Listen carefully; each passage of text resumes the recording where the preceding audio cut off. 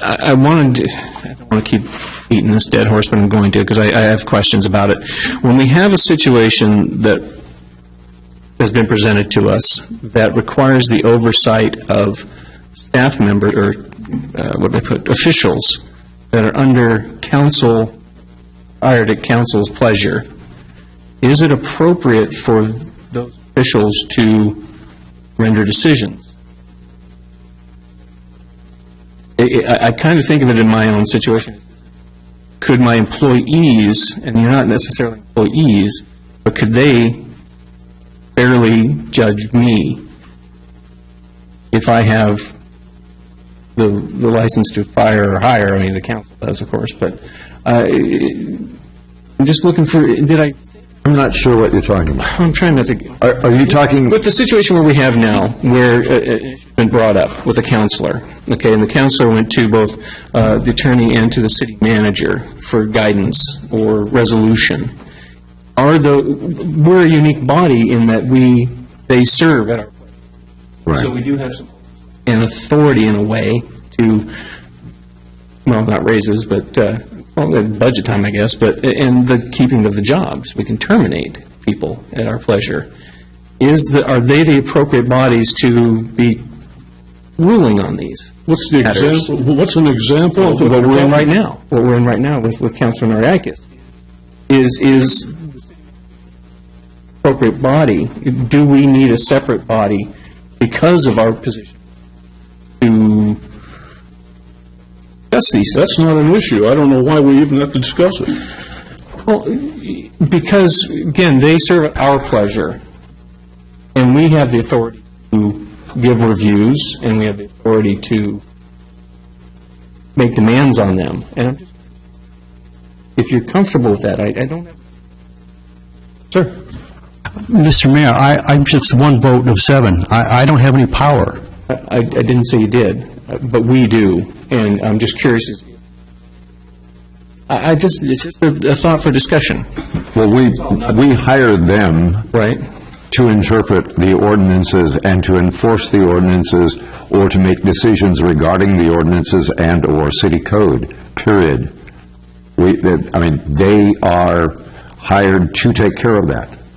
We're like the board of directors. We hire a CEO, we stay the hell out of the business, and they run the company. And then when the board of directors has an issue, one of the board members, do they go to that CEO for resolution of that issue? No, they don't. That's my question. You go to the rest of the board is where you go. That's my question. Right. Is this something that should be handled by council?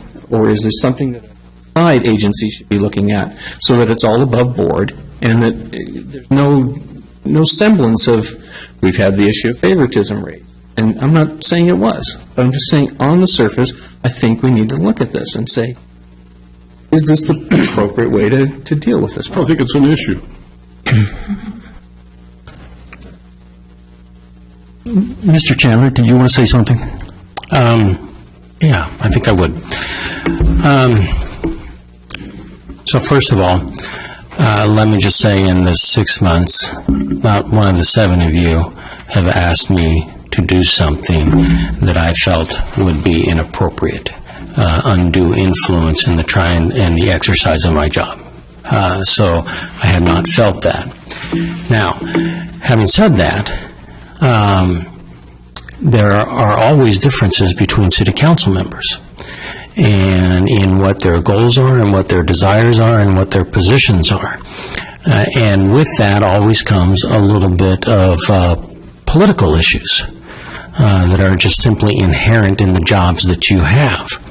Now, part of the staff's job is to work through that with the city council so that you ultimately come with a decision that you vote on and you make a decision on. Some of those are very easy, like some of the ones we saw tonight. Some of them, for example, VRDs, are very difficult because of the issues that I brought up with you before, and some of those are some of those issues are simply policy, and some of them are very political in nature.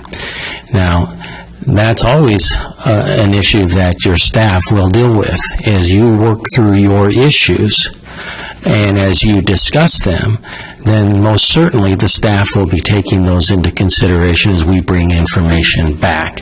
One counselor may feel one way, one counselor may feel another one. We bring back the information. Hopefully it's the pros and cons of both so that you can make a good decision. That's part of the process. As far as an undue influence on any of the staff members, I have not seen that. I didn't suggest at that. all, and so that's just my two bits. I was not suggesting that there was any at all. I don't want anyone to come away from this discussion. It's simply an academic discussion of the appropriate roles when we have this issue come up. It's the first time I've heard of it coming up. And I don't know if say the United States, is it the Senate that takes care of it? Is it the council that should take care of it? It's just a question. I'm not asking for a resolution tonight. Your Honor, Sir. I'll just say that the charter addresses the idea of coercion relative to staff, and obviously it's one of the things you could do as a city councilor, which would violate the charter. There's a specific provision on interference, and the council rules follow up on that. So I think staff is very aware of the fact that councilors may not attempt to influence the operation of frankly, whether or not it's prosecution or anything else. Again, I'm not even suggesting that they did. I'm just talking about the procedure itself, whether we need to maybe raise that level just a little bit for transparency's sake. But we can talk about it at a later date, but I just wanted to bring it up. It's on my mind.